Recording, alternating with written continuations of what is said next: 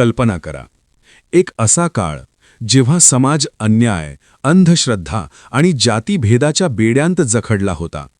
त्याच काळात एका महामानवाने करुणेचा मार्ग दाखवला. ते होते गौतम बुद्ध. एकाने शिक्षणाची क्रांती घडवली. ते होते महात्मा फुले. आणि एकाने आपल्या दोह्यांतून समतेचा आणि सत्याचा संदेश दिला. ते होते संत कबीर. आणि याच महान विचारांच्या प्रकाशात एक व्यक्ती उभी राहिली, ज्यांनी संपूर्ण आयुष्य समाजाच्या हक्कांसाठी संघर्षात घालवले, ज्ञानाला शस्त्र बनवून अन्यायाला आव्हान दिले आणि लाखो वंचितांना नवीन ओळख मिळवून दिली. ते महामानव म्हणजे भीमराव रावजी आंबेडकर, अर्थातच डॉक्टर बाबासाहेब आंबेडकर. आपणा सर्वांना माहिती आहे की सर्व प्रकारच्या स्पर्धा परीक्षांमध्ये डॉक्टर बाबासाहेब आंबेडकर यांचा विषय म्हणजेच त्यांचे सामाजिक कार्य, विचार आणि राज्यघटनात्मक योगदान हा घटक अत्यंत महत्त्वाचा आहे. चला तर मग MPSC प्रोफेसरच्या आजच्या या लेक्चरमध्ये डॉक्टर बाबासाहेब आंबेडकर यांच्याविषयी स्पर्धा परीक्षेसाठी आवश्यक अशी सखोल आणि समजण्यास सोपी माहिती आपण जाणून घेऊया. चला तर मग सर्वप्रथम डॉक्टर बाबासाहेब आंबेडकर यांची मूलभूत माहिती पाहूया. डॉक्टर बाबासाहेब आंबेडकर यांचा जन्म 14 एप्रिल 1891 रोजी मध्य प्रदेशातील महू या ठिकाणी झाला. त्यांच्या वडिलांचे नाव होते रामजी मालोजी सकपाळ, जे ब्रिटिश सैन्यात सुभेदार पदावर कार्यरत होते. तर त्यांच्या आईचे नाव होते भीमाबाई. शिस्त, कर्तव्यनिष्ठा आणि शिक्षणाविषयीची जाणीव ही बाबासाहेबांना त्यांच्या आईवडिलांकडूनच लहानपणापासून मिळाली. मात्र बालवयातच त्यांना अनेक सामाजिक अडचणींना सामोरे जावे लागले. जातीय भेदभाव आणि अस्पृश्यतेची वेदना त्यांनी अत्यंत लहान वयात अनुभवली. सन 1894 मध्ये त्यांचे वडील सैन्यातील सुभेदार पदावरून निवृत्त झाले आणि त्यानंतर संपूर्ण कुटुंब महाराष्ट्रातील सातारा येथे स्थायिक झाले. याच काळात बाबासाहेबांच्या आयुष्यातील शिक्षणाचा आणि संघर्षाचा एक महत्त्वपूर्ण टप्पा सुरू होतो. गरिबी, सामाजिक भेदभाव आणि अडचणी असूनही ज्ञानाची ओढ आणि पुढे जाण्याची जिद्द त्यांच्या मनात अधिकाधिक दृढ होत गेली. लहानपणापासूनच अभ्यासू वृत्ती, स्वाभिमान आणि अन्यायाविरुद्ध उभे राहण्याची ताकद या गुणांची जडणघडण याच काळात होताना दिसते. सन 1896 मध्ये डॉक्टर बाबासाहेब आंबेडकर यांच्या आयुष्यात एक अत्यंत दुःखद घटना घडली. त्यांच्या आई भीमाबाई यांचे निधन झाले. या घटनेमुळे लहान वयातच बाबासाहेबांना मातृछत्र हरपण्याची वेदना सहन करावी लागली. मात्र या कठीण परिस्थितीतही त्यांच्या मनातील शिक्षणाची जिद्द आणि संघर्ष करण्याची तयारी अधिक दृढ होत गेली. यानंतर बाबासाहेबांच्या आयुष्यात शिक्षणाच्या प्रवासाचा एक महत्त्वपूर्ण टप्पा सुरू होतो. 7 नोव्हेंबर 1900 रोजी त्यांनी सातारा येथील गव्हर्नमेंट हायस्कूलमध्ये प्रवेश घेतला. याच काळात शिक्षण घेत असताना त्यांना जातीय भेदभावाचे अनेक कटू अनुभव सहन करावे लागले. शाळेत वेगळे बसवणे, पाणी न देणे अशा अपमानास्पद प्रसंगांनाही त्यांना सामोरे जावे लागले. मात्र या अन्यायाने खचून न जाता शिक्षणाच्या माध्यमातून समाज परिवर्तन घडवण्याचा दृढ संकल्प त्यांच्या मनात अधिक मजबूत होत गेला. यानंतर बाबासाहेबांच्या शिक्षण प्रवासाला एक नवी आणि व्यापक दिशा मिळताना दिसते. सन 1904 मध्ये उच्च शिक्षणासाठी त्यांनी मुंबईला स्थलांतर केले आणि तेथील एल्फिन्स्टन हायस्कूलमध्ये प्रवेश घेतला. मोठ्या शहराचे वातावरण, नवीन संधी आणि आव्हाने त्यांच्या जिद्दीला नवी धार देऊ लागली. यानंतरच्या काळात बाबासाहेबांच्या आयुष्यात एक महत्त्वपूर्ण वैयक्तिक टप्पा येतो. सन 1906 मध्ये त्यांचा विवाह रमाबाई यांच्याशी झाला. रमाबाई अत्यंत साध्या, संयमी आणि कष्टाळू स्वभावाच्या होत्या. गरिबी आणि अडचणींच्या काळात त्यांनी बाबासाहेबांना शांतपणे साथ दिली. त्यांच्या या त्याग आणि पाठबळामुळे बाबासाहेबांचा संघर्ष अधिक सक्षम झाला. यानंतर बाबासाहेबांच्या शिक्षण प्रवासात एक अभिमानास्पद आणि प्रेरणादायी टप्पा येतो. सन 1907 मध्ये ते मॅट्रिक परीक्षा उत्तीर्ण झाले. याच वेळी केळुस्कर गुरुजींनी त्यांना बुद्धचरित्र हा ग्रंथ भेट दिला. या ग्रंथातून समता, करुणा आणि तर्कशीलतेचे विचार त्यांच्या मनावर खोलवर प्रभाव टाकू लागले. पुढील जीवनदिशा ठरवण्यात या वैचारिक प्रेरणेची महत्त्वाची भूमिका ठरली. यापुढे त्यांच्या शिक्षण प्रवासाला आणखी एक महत्त्वपूर्ण वळण मिळते. सन 1908 मध्ये त्यांनी एल्फिन्स्टन कॉलेजमध्ये प्रवेश घेतला.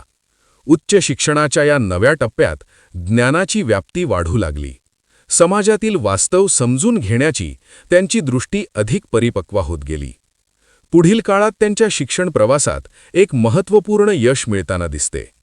जानेवारी 1912 मध्ये मुंबई विद्यापीठातून त्यांनी अर्थशास्त्र आणि राज्यशास्त्र विषयांसह BA पदवी संपादन केली. या शिक्षणामुळे आर्थिक, सामाजिक आणि राजकीय प्रश्नांकडे पाहण्याची त्यांची दृष्टी अधिक व्यापक झाली.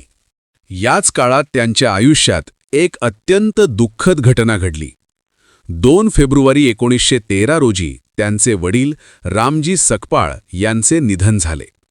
शिस्त, शिक्षणाची आवड आणि संघर्षाची प्रेरणा देणारा आधार हरपला असला तरी त्यांच्या स्वप्नांना पूर्ण करण्याचा निश्चय बाबासाहेबांच्या मनात अधिक दृढ झाला. वडिलांच्या निधनानंतरही शिक्षणाच्या ध्येयापासून ते कधीही विचलित झाले नाहीत.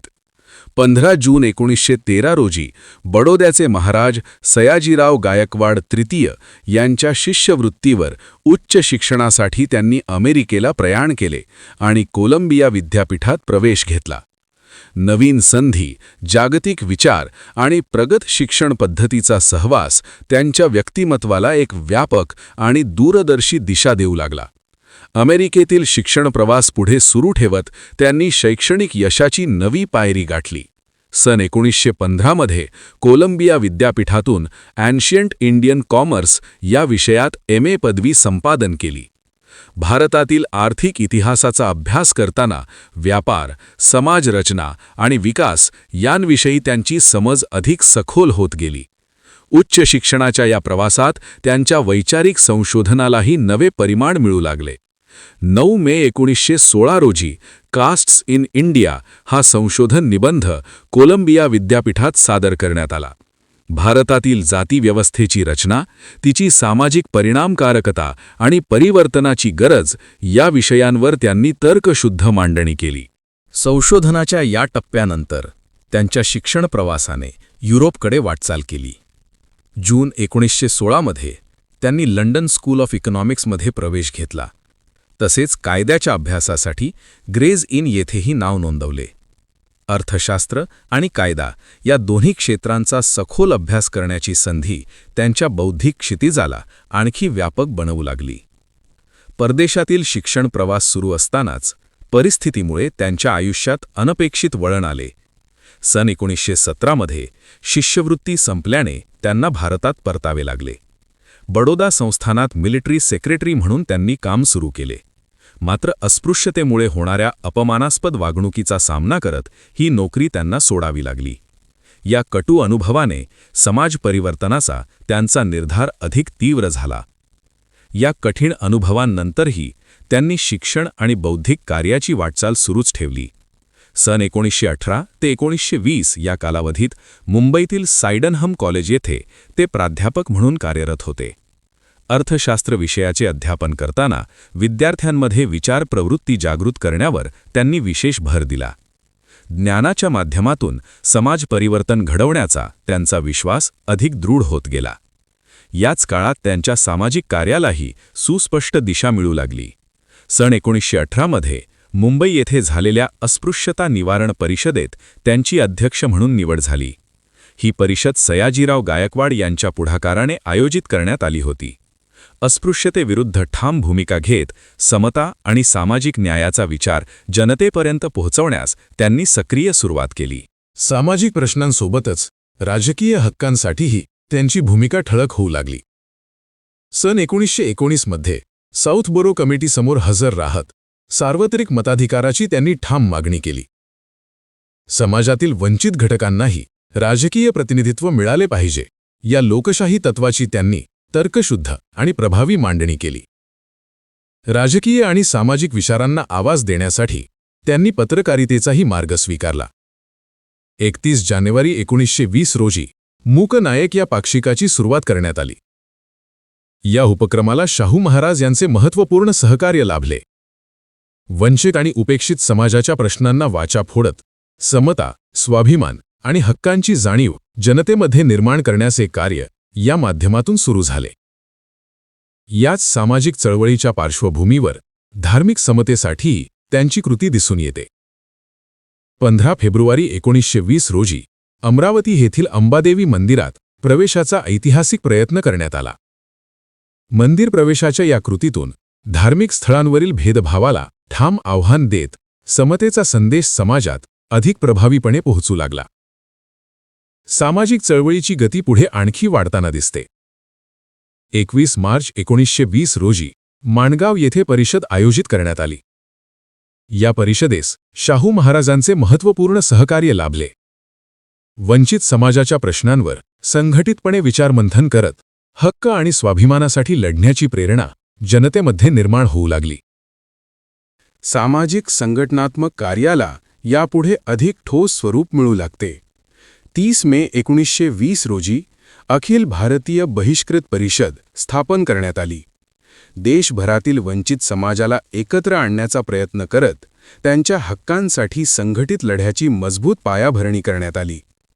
संघटनात्मक चळवळीची व्याप्ती यापुढे अधिक विस्तारताना दिसते. फेब्रुवारी 1922 मध्ये अखिल भारतीय अस्पृश्यता परिषद आयोजित करण्यात आली. अस्पृश्यतेविरुद्ध देशव्यापी जनजागृती निर्माण करत समता आणि सामाजिक न्यायासाठी लढ्याला नवे बळ मिळू लागले. दरम्यान शिक्षण प्रवासही पुन्हा सुरू करण्याचा निर्णय त्यांनी घेतला. सन 1920 मध्ये उच्च शिक्षण पूर्ण करण्यासाठी ते पुन्हा लंडनला प्रयाण केले. अपूर्ण राहिलेला अभ्यास पूर्ण करत अर्थशास्त्र आणि कायदा या क्षेत्रातील सखोल ज्ञान मिळवण्याची त्यांची धडपड पुन्हा वेग घेऊ लागली. लंडनमधील शिक्षण प्रवासात त्यांनी शैक्षणिक यशाची सलग शिखरे गाठली. 21 जून 1921 रोजी लंडन स्कूल ऑफ इकॉनॉमिक्समधून MSc पदवी संपादन केली. ऑक्टोबर 1922 मध्ये ग्रेज इन येथून बॅरिस्टरेट लॉ झाले. त्यानंतर नोव्हेंबर 1923 मध्ये the problem of the rupee या विषयावर DSc ही उच्च पदवी प्राप्त केली. या सखोल अभ्यासामुळे अर्थव्यवस्था, चलनव्यवस्था आणि कायदा या क्षेत्रातील त्यांची पकड अत्यंत मजबूत बनली. उच्च शिक्षण पूर्ण करून परतल्यानंतर त्यांच्या सामाजिक कार्याला पुन्हा नव्या ऊर्जेने सुरुवात झाली. 26 डिसेंबर 1923 रोजी मुंबई इलाखा अस्पृश्य निवारण परिषद आयोजित करण्यात आली. अस्पृश्यतेविरुद्ध जनजागृती करत संघटनात्मक चळवळीला बळ देण्याचा प्रयत्न या माध्यमातून अधिक वेगाने पुढे जाऊ लागला. याच काळात त्यांच्या व्यावसायिक आयुष्यालाही एक स्थिर आणि नवी दिशा मिळाली. सन 1923 मध्ये ते भारतात कायमस्वरूपी परतले आणि मुंबई उच्च न्यायालयात वकिली सुरू केली. कायद्याच्या ज्ञानाच्या आधारे वंचित समाजाच्या हक्कांसाठी लढण्याची त्यांची तयारी आता प्रत्यक्ष कृतीत दिसू लागली. तर अशा प्रकारे आपण बाबासाहेबांच्या आयुष्यातील परदेशातील शिक्षण व उच्च पदव्या हा महत्त्वपूर्ण कार्यकाळ अभ्यासला आहे. या कालखंडात त्यांनी जागतिक दर्जाचे शिक्षण घेत अर्थशास्त्र, कायदा आणि समाजशास्त्र या क्षेत्रांमध्ये सखोल प्रावीण्य मिळवले. याच ज्ञानाच्या बळावर पुढील सामाजिक व राजकीय चळवळींची मजबूत पायाभरणी झाली. आता आपण पुढे पाहूया बाबासाहेबांच्या आयुष्यातील संघटनात्मक जागृती व सत्याग्रह हा संघर्षमय आणि परिवर्तनकारी टप्पा. सर्वप्रथम संघटनात्मक जागृतीच्या या नव्या टप्प्याची ठोस सुरुवात होताना दिसते. ती म्हणजे 20 जुलै 1924 रोजी बहिष्कृत हितकारिणी सभेची स्थापना करण्यात आली. या संस्थेचे ब्रीदवाक्य होते, शिका, संघटित व्हा आणि संघर्ष करा. शिक्षण, संघटन आणि हक्कांसाठी लढा या तत्वांवर आधारित ही चळवळ वंचित समाजाच्या उन्नतीसाठी एक प्रभावी व्यासपीठ ठरू लागली. पुढे जाऊन संघटनात्मक कार्यासोबतच राष्ट्रीय आर्थिक प्रश्नांवरही त्यांची भूमिका ठळकपणे पुढे येऊ लागली. सन 1925 मध्ये हिल्टन यंग कमिशनसमोर चलनविषयक महत्त्वपूर्ण पुरावे त्यांनी सादर केले. भारतीय चलन व्यवस्था, रुपयाचे मूल्य आणि आर्थिक स्थैर्य यांवर तर्कशुद्ध मांडणी करत राष्ट्रीय धोरण निर्मितीत आपला बौद्धिक ठसा उमटवला. पुढे जाऊन सामाजिक आणि आर्थिक प्रश्नांबरोबरच राजकीय क्षेत्रातही त्यांची भूमिका अधिक प्रभावीपणे पुढे येऊ लागली. सन 1926 मध्ये डॉक्टर बाबासाहेब आंबेडकर यांची मुंबई विधान परिषदेवर नियुक्ती करण्यात आली. या पदावर कार्य करताना त्यांनी कामगार, शेतकरी आणि वंचित घटकांच्या समस्यांवर ठामपणे आवाज उठवला आणि सामाजिक न्यायासाठी प्रभावी मांडणी केली. यानंतर सामाजिक चळवळीला संघटनात्मक आणि लढाऊ स्वरूप मिळू लागले. 25 नोव्हेंबर 1926 रोजी बाबासाहेबांनी समता सैनिक दलची स्थापना केली. या संघटनेच्या माध्यमातून शिस्तबद्ध आणि संघटित पद्धतीने समतेसाठी लढण्याची तयारी झाली आणि सामाजिक चळवळीला नवे बळ मिळाले. यानंतर सामाजिक समतेसाठीचा लढा प्रत्यक्ष कृतीतून अधिक तीव्र होताना दिसतो. 20 मार्च 1927 रोजी बाबासाहेबांच्या नेतृत्वाखाली महाड येथे चौदार तळे सत्याग्रह करण्यात आला. या सत्याग्रहातून सार्वजनिक पाण्याच्या स्रोतांवर सर्वांना समान हक्क मिळावा हा मूलभूत अधिकार ठामपणे मांडला गेला. हजारो अनुयायांसह तळ्याचे पाणी पिऊन अस्पृश्यतेच्या प्रथेला प्रत्यक्ष आव्हान देण्यात आले आणि सामाजिक समतेचा संदेश संपूर्ण देशभर पोहोचला. यानंतर सामाजिक विचारांना अधिक प्रभावीपणे मांडण्यासाठी पत्रकारितेचा वापर सुरू झाला. 3 एप्रिल 1927 रोजी बाबासाहेबांनी बहिष्कृत भारत हे पाक्षिक सुरू केले.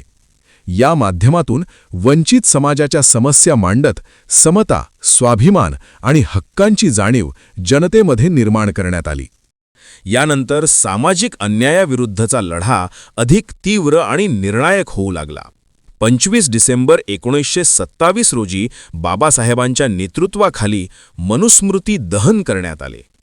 ही कृती जातीव्यवस्था आणि सामाजिक विषमतेला आधार देणाऱ्या विचारसरणीविरुद्ध एक ठाम विरोध होता. या घटनेतून समता, स्वाभिमान आणि मानवाधिकार यांचा जोरदार संदेश समाजात पसरला. मनुस्मृती दहनामुळे सामाजिक क्रांतीच्या चळवळीला नवे बळ आणि स्पष्ट दिशा मिळाली. यानंतर सामाजिक समतेच्या विचारांना अधिक संघटित स्वरूप मिळू लागले. 4 सप्टेंबर 1927 रोजी बाबासाहेबांनी समाज समता संघची स्थापना केली. या संघटनेच्या माध्यमातून समतेचा विचार प्रसारित करत वंचित समाजात जागृती निर्माण करण्याचे कार्य अधिक प्रभावीपणे सुरू झाले. यानंतर राजकीय प्रश्नांवरही त्यांची भूमिका अधिक ठामपणे पुढे येऊ लागली. सन 1928 मध्ये बाबासाहेबांनी सायमन कमिशनसमोर साक्ष दिली.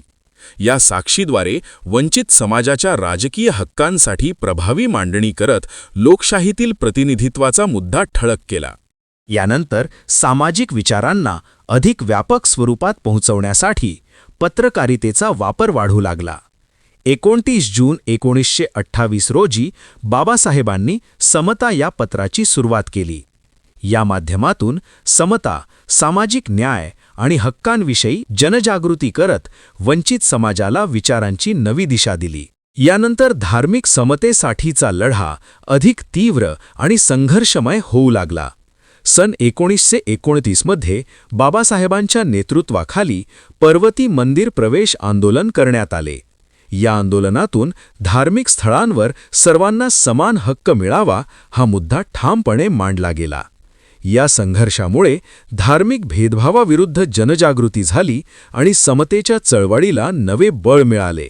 यानंतर सामाजिक प्रश्नांसोबतच शेतकरी आणि आर्थिक प्रश्नांवरही त्यांचे लक्ष केंद्रित होऊ लागले.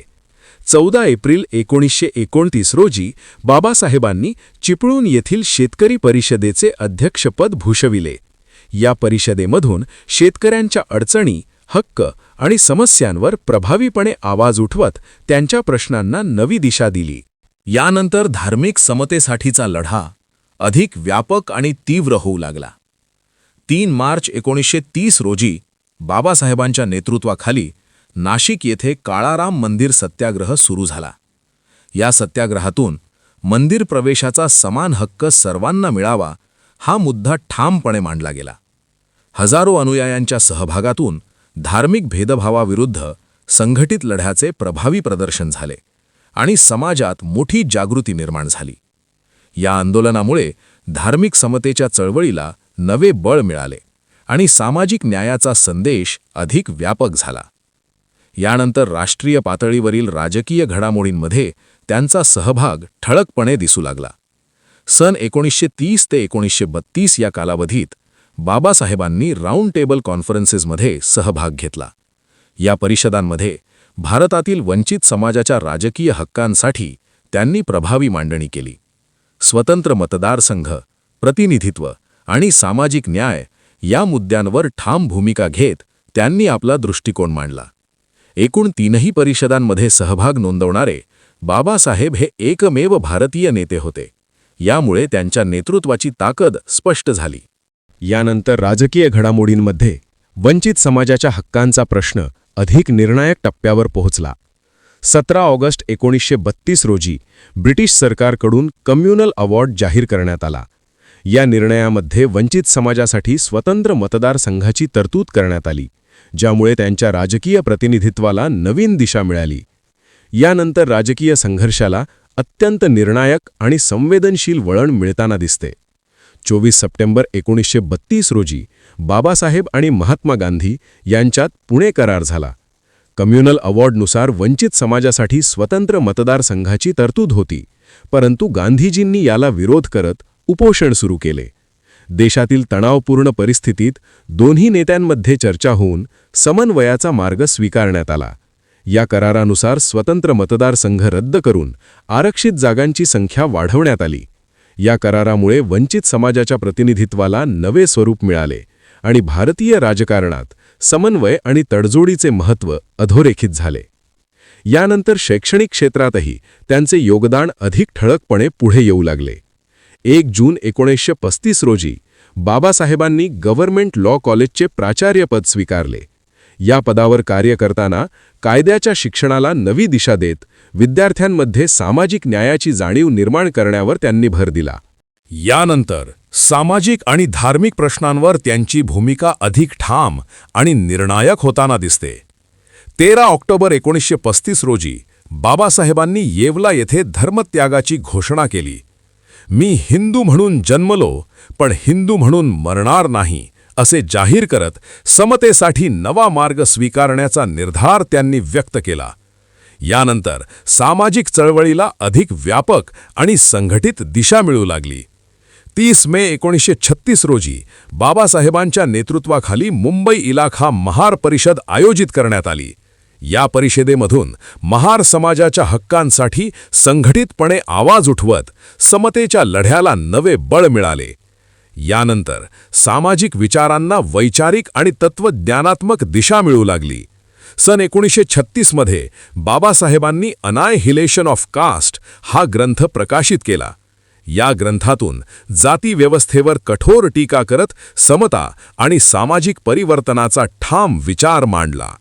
यानंतर राजकीय क्षेत्रातही वंचित आणि कामगार वर्गासाठी नवीन दिशा निर्माण होऊ लागली. 15 ऑगस्ट 1936 रोजी बाबासाहेबांनी इंडिपेंडंट लेबर पार्टीची स्थापना केली. या पक्षाच्या माध्यमातून कामगार, शेतकरी आणि वंचित घटकांच्या हक्कांसाठी राजकीय पातळीवर संघर्ष करत समाजकारणाला नवे स्वरूप दिले. यानंतर राजकीय चळवळीला प्रत्यक्ष जनाधार मिळताना दिसू लागले.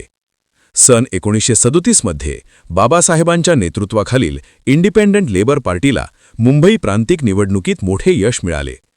या यशामुळे वंचित आणि कामगार वर्गाच्या प्रश्नांना राजकीय बळ मिळाले आणि त्यांच्या नेतृत्वाची ताकद सिद्ध झाली.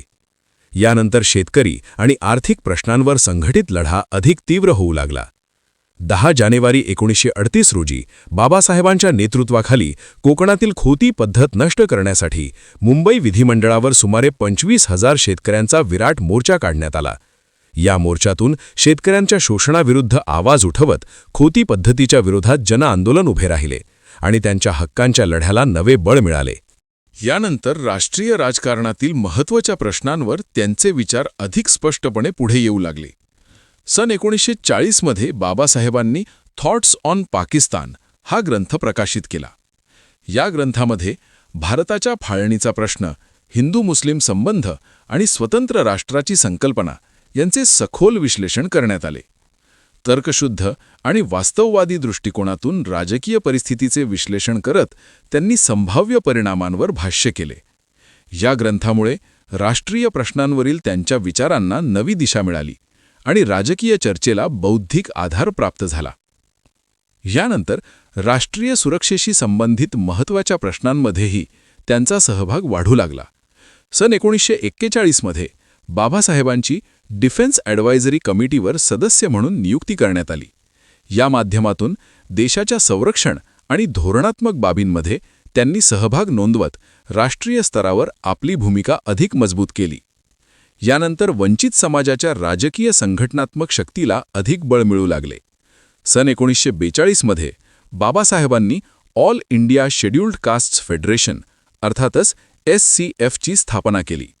या संघटनेच्या माध्यमातून वंचित समाजाच्या हक्कांसाठी राष्ट्रीय पातळीवर संघटित लढा उभा राहून राजकीय प्रतिनिधित्व अधिक मजबूत झाले. यानंतर राष्ट्रीय प्रशासनातही त्यांची भूमिका अधिक प्रभावीपणे पुढे येऊ लागली.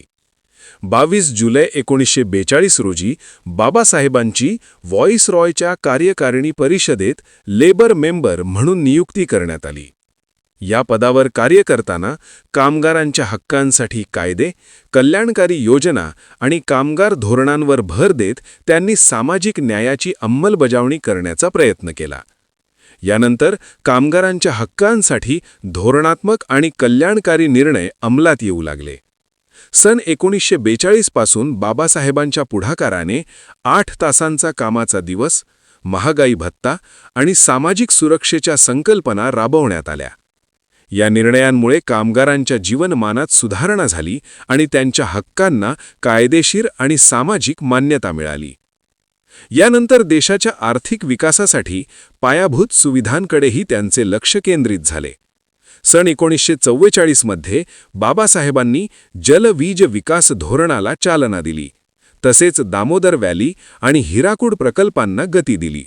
या उपक्रमांमुळे ऊर्जा निर्मिती, सिंचन व्यवस्था आणि औद्योगिक विकासाला चालना मिळाली आणि देशाच्या प्रगतीसाठी भक्कम पाया तयार झाला. यानंतर शिक्षण क्षेत्रात संघटनात्मक आणि दीर्घकालीन कार्याला गती मिळू लागली. 8 जुलै 1945 रोजी बाबासाहेबांनी पीपल्स एज्युकेशन सोसायटीची स्थापना केली. या संस्थेच्या माध्यमातून वंचित समाजासाठी उच्च शिक्षणाच्या संधी उपलब्ध करून देण्यावर भर देण्यात आला. या उपक्रमामुळे शिक्षणाच्या माध्यमातून सक्षमीकरणाची प्रक्रिया सुरू झाली आणि समाज परिवर्तनाला नवे बळ मिळाले. यानंतर देशाच्या भवितव्याच्या घडणीत त्यांचा सहभाग अधिक महत्त्वाचा ठरू लागला. सन 1946 मध्ये बाबासाहेबांची घटनासभेवर निवड झाली. या माध्यमातून भारतीय राज्यघटनेच्या निर्मितीत सक्रिय सहभाग घेण्याची संधी त्यांना प्राप्त झाली. या निवडीमुळे देशाच्या लोकशाही रचनेत त्यांच्या विचारांना महत्त्वाचे स्थान मिळाले आणि नवे भविष्य घडवण्याचा मार्ग खुला झाला. यानंतर स्वतंत्र भारताच्या राज्यघटनेच्या निर्मितीत त्यांची भूमिका अत्यंत निर्णायक ठरली. 29 ऑगस्ट 1947 रोजी बाबासाहेबांची संविधान मसुदा समितीच्या अध्यक्षपदी निवड झाली. या जबाबदारीतून समता, स्वातंत्र्य आणि बंधुता या मूल्यांवर आधारित संविधानाची रचना करत लोकशाही भारताचा मजबूत पाया रचला गेला. यानंतर स्वतंत्र भारताच्या राज्यघटनेच्या निर्मितीत त्यांची भूमिका अत्यंत निर्णायक ठरली. 29 ऑगस्ट 1947 रोजी बाबासाहेबांची संविधान मसुदा समितीच्या अध्यक्षपदी नियुक्ती करण्यात आली. या समितीच्या माध्यमातून भारतीय राज्यघटनेचा मसुदा तयार करण्याची महत्त्वपूर्ण जबाबदारी त्यांनी सांभाळली. समता, स्वातंत्र्य, बंधुता आणि सामाजिक न्याय या तत्वांवर आधारित घटना घडवण्यावर त्यांनी भर दिला. या कार्यामुळे भारतीय लोकशाहीचा पाया मजबूत झाला आणि सर्व नागरिकांना समान हक्क देणारी घटना साकार झाली. यानंतर स्वतंत्र भारताच्या राजकीय व्यवस्थेतही त्यांची भूमिका महत्त्वपूर्ण ठरली. 15 ऑगस्ट 1947 रोजी बाबासाहेबांनी स्वतंत्र भारताचे पहिले कायदामंत्री म्हणून पदभार स्वीकारला. पंतप्रधान जवाहरलाल नेहरू यांच्या नेतृत्वाखाली कायदामंत्री म्हणून कार्य करताना न्याय, समता आणि हक्क यांवर आधारित धोरणे राबवण्यावर त्यांनी भर दिला. या पदामुळे देशाच्या कायदेव्यवस्थेला नवी दिशा मिळाली आणि लोकशाही मूल्यांची अंमलबजावणी अधिक बळकट झाली. यानंतर त्यांच्या वैयक्तिक आयुष्यात एक महत्त्वपूर्ण टप्पा आला. 15 एप्रिल 1948 रोजी बाबासाहेबांनी डॉक्टर सविता आंबेडकर यांच्याशी विवाह केला. डॉक्टर सविता आंबेडकर या व्यवसायाने डॉक्टर होत्या आणि अत्यंत शिक्षित, समंजस व सेवाभावी स्वभावाच्या होत्या. बाबासाहेबांच्या आरोग्याची काळजी घेत, त्यांच्या सामाजिक व बौद्धिक कार्यात मोलाचे सहकार्य देत त्या त्यांच्या जीवनप्रवासातील महत्त्वाचा आधार बनल्या. यानंतर भारतीय राज्यघटनेच्या निर्मितीच्या प्रक्रियेत एक अत्यंत महत्त्वाचा टप्पा गाठला गेला. 4 नोव्हेंबर 1948 रोजी बाबासाहेबांनी संविधानाचा मसुदा घटनासभेसमोर सादर केला. या मसुद्यामध्ये समता, स्वातंत्र्य, बंधुता आणि न्याय या तत्वांवर आधारित लोकशाही व्यवस्थेची रूपरेषा मांडण्यात आली. या घटनेमुळे भारतीय राज्यघटनेच्या अंतिम निर्मितीकडे देशाची वाटचाल सुरू झाली आणि लोकशाहीचा मजबूत पाया घातला गेला. यानंतर भारतीय लोकशाहीच्या इतिहासातील एक सुवर्ण क्षण साकार झाला. 26 नोव्हेंबर 1949 रोजी भारतीय राज्यघटना स्वीकारण्यात आली. या राज्यघटनेद्वारे समता, स्वातंत्र्य, बंधुता आणि न्याय या तत्वांना घटनात्मक मान्यता देण्यात आली. या ऐतिहासिक घटनेमुळे भारत एक सार्वभौम लोकशाही प्रजासत्ताक म्हणून घडण्याचा मार्ग निश्चित झाला आणि नागरिकांचे हक्कांचे संरक्षण सुनिश्चित झाले. यानंतर भारतीय राज्यघटनेची अंमलबजावणी प्रत्यक्षात सुरू झाली. 26 जानेवारी 1950 रोजी भारतीय राज्यघटना अंमलात आली. या दिवसापासून भारत एक सार्वभौम लोकशाही प्रजासत्ताक म्हणून अधिकृतपणे अस्तित्वात आला आणि नागरिकांना मूलभूत हक्क प्राप्त झाले. या घटनेमुळे लोकशाही व्यवस्थेची अंमलबजावणी सुरू झाली आणि देशाच्या प्रशासनाला घटनात्मक दिशा प्राप्त झाली. यानंतर राजकीय क्षेत्रात एक महत्त्वपूर्ण आणि वादग्रस्त टप्पा समोर आला. 27 सप्टेंबर 1951 रोजी बाबासाहेबांनी कायदा मंत्रीपदाचा राजीनामा दिला. हिंदू कोड बिल संदर्भातील मतभेद आणि विलंबामुळे त्यांनी आपली नाराजी व्यक्त केली. स्त्री-पुरुष समानता, वारसा हक्क आणि सामाजिक न्यायासाठी हा कायदा अत्यंत महत्त्वाचा होता. या घटनेमुळे तत्वांशी तडजोड न करता निर्णय घेणारे त्यांचे व्यक्तिमत्व अधिक ठळकपणे समोर आले. यानंतर त्यांच्या कार्याला आंतरराष्ट्रीय स्तरावरही मान्यता मिळू लागली.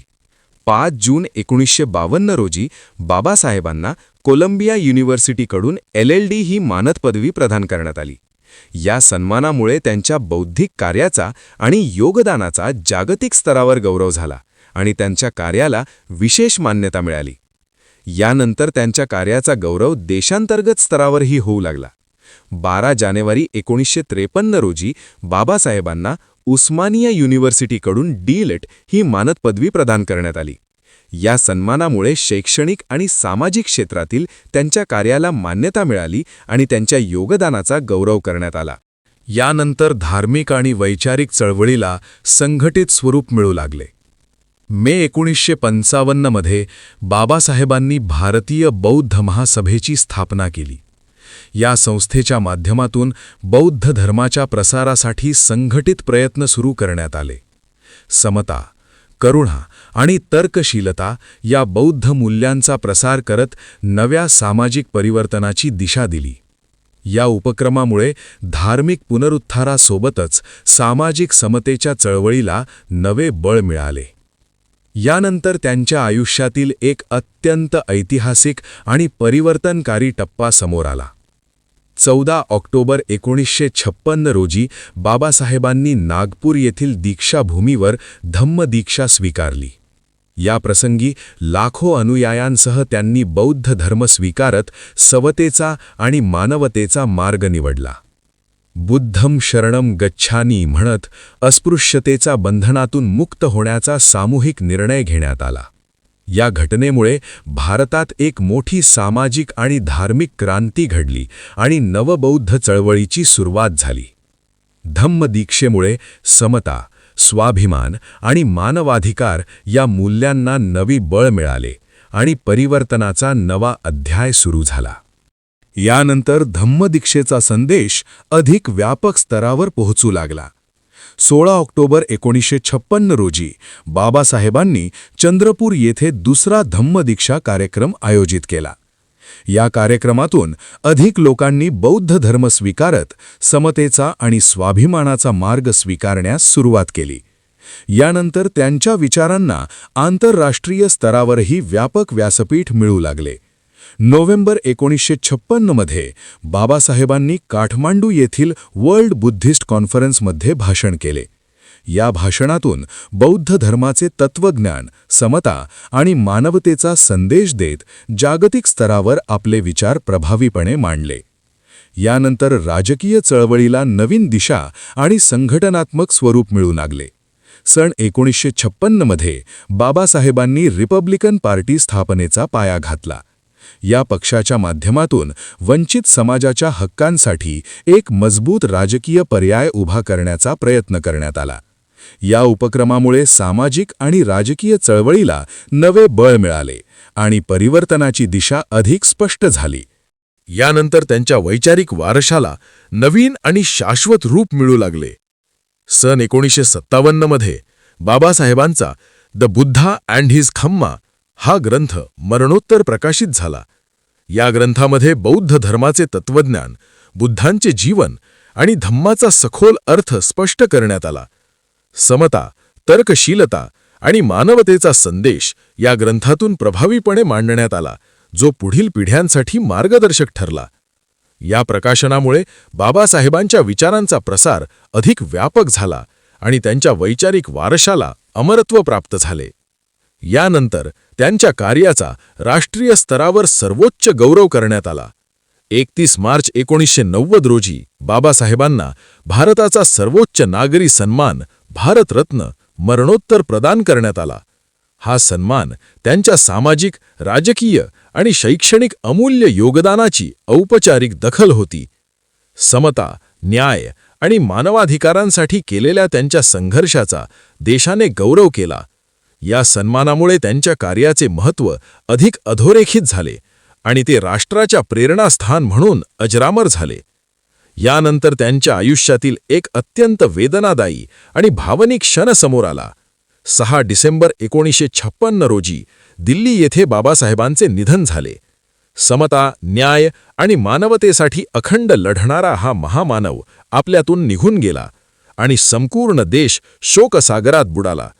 लाखो अनुयायांच्या हृदयात दुःखाची लाट उसळली, कारण त्यांनी आपला खरा नेता गमावला होता. 7 डिसेंबर 1956 रोजी मुंबईतील चैत्यभूमी येथे बौद्ध पद्धतीने त्यांचे अंत्यसंस्कार करण्यात आले. या प्रसंगी असंख्य जनसमुदाय उपस्थित राहून अश्रुपूर्ण श्रद्धांजली अर्पण करत त्यांना अखेरचा निरोप दिला. बाबासाहेबांचे शरीर जरी आपल्यात नसले तरी त्यांचे विचार, संघर्ष आणि आदर्श आजही प्रत्येकाच्या मनात जिवंत आहेत आणि पुढील पिढ्यांना प्रेरणा देत राहतील. डॉक्टर बाबासाहेब आंबेडकर यांचे आयुष्य आपल्याला शिकवते की अन्याय कितीही मोठा असो, परिस्थिती कितीही कठीण असो, जर आपल्या हातात शिक्षणाचे शस्त्र असेल आणि मनात जिद्द व स्वाभिमान असेल तर परिवर्तन घडवणे शक्य आहे. म्हणूनच आजही बाबासाहेब हे केवळ इतिहासातील व्यक्तिमत्व नाहीत, तर ते आहेत एक विचार, एक संघर्ष, एक परिवर्तनाची शक्ती. चला, त्यांच्या शिका, संघटित व्हा आणि संघर्ष करा या विचारांना आपल्या जीवनात उतरवूया आणि जबाबदार नागरिक म्हणून समाजाच्या उन्नतीसाठी आपला वाटा उचलूया. तर अशा प्रकारे आजच्या या लेक्चरमध्ये आपण डॉक्टर बाबासाहेब आंबेडकर यांच्याविषयी सखोल आणि परीक्षाभिमुख संपूर्ण माहिती पाहिली. अशाच प्रकारच्या उपयुक्त आणि गुणवत्तापूर्ण माहितीसाठी MPSC प्रोफेसरला नक्की सबस्क्राईब करा.